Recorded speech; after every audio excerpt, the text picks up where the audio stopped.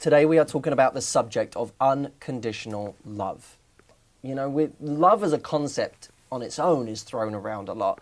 And there's a lot of that, I think we all agree, is very superficial and overused. But when it comes to unconditional love, it's even more of a sensitive subject, because when people find someone they really love, they start to tell each other things like, I love you unconditionally. You know, that's how I feel about you. I love you unconditionally. I'm going to put together a slightly controversial case right now. And the case I want to put forward is that within intimate relationships, unconditional love doesn't really exist. I just lost half my audience. Unconditional love doesn't really exist. Let me explain that. I'm not just someone who thinks that it doesn't exist. I actually don't want to believe that unconditional love exists. I'm actually in the camp of people that think that if unconditional love existed, it would be a terrible thing. And the reason I say that is because the whole point of an intimate relationship is spending your life with someone that you have an unbelievable connection with, and someone who really tries for you, a teammate. That to me is, I mean, if you really want my idea of a relationship is teamwork. It's two people that look after each other. It's two people that nurture each other. It's two people that are there for each other. It's a team. It's the best team in the world. It's an unstoppable team. It's two people that can count on each other every day. To me, that doesn't fit with the idea of unconditional love. Unconditional love appears to suggest that no matter what someone does to you, you'll still love them. You'll still be in that same place with them. You'll still be committed to them. I don't know many relationships I've ever heard of like that. I challenge you to name one.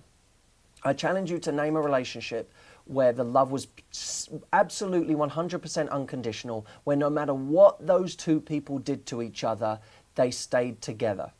And there are two ways I'd look at this. Firstly, if someone leaves, some people say, well, I left the person because I couldn't be with them, but I still love them. Well, okay, but it's kind of a conditional love because you left them, right? You might still love them underneath, but you didn't love them enough to stay because they weren't treating you right. They weren't doing the right things. If someone cheated on you every day for the rest of your life, could you unconditionally love them? Would you still be there? I don't think so. I don't think unconditional love in that sense seems like this awful prison that no matter what someone does to you, you still have to remain there. You know, if unconditional love fades away quite quickly when you talk to someone about an abusive marriage. You know, if the man was abusive towards the woman, would you expect her to unconditionally love him? No. But what if she said, I unconditionally love you? It would quite quickly turn from something romantic into this horrible masochistic tendency to stay in something that was truly harmful.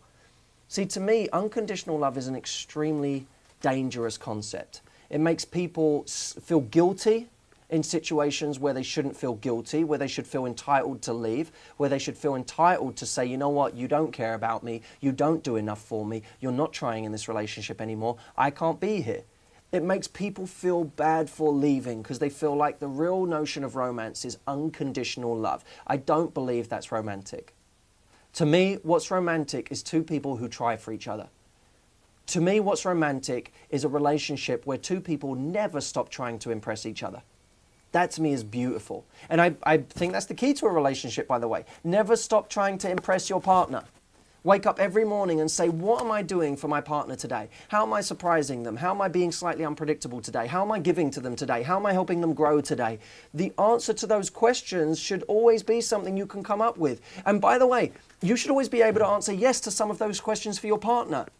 When you say, what's my partner doing to impress me today? What's my partner doing to surprise me today? What's my partner doing today to show me they're trying? What's my partner doing today to contribute towards my growth? What's my partner doing to contribute towards the growth of our relationship today? If the answer is nothing, if the answer is no to too many of those questions, too many days in a row, that's not a relationship you should be in. We all know that we have days that we're not on form. We all know that in some relationships there are weeks or even months where you go through a patch. You know, relationships go through seasons.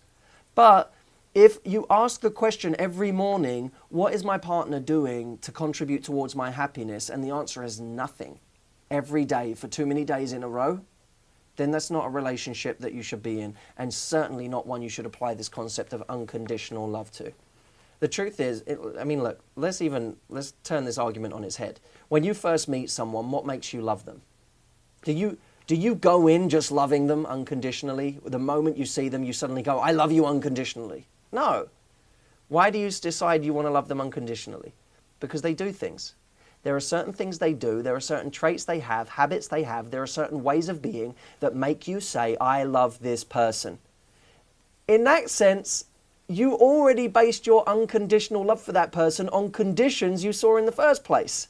So the only way unconditional love works is if it was unconditional to begin with. If it's based on conditions, well, what happens if they lose those conditions? What if they lose those traits? What if they stop doing those things for you that made you want to love them unconditionally?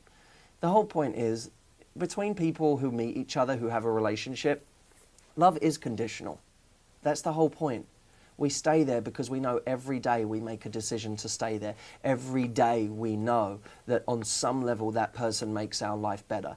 And the moment that that's not true, and the moment that person isn't contributing to your life, and that relationship isn't making you happy, I think that we're in a prison when we align ourselves to that concept of unconditional love, and it prevents us from demanding what we actually deserve.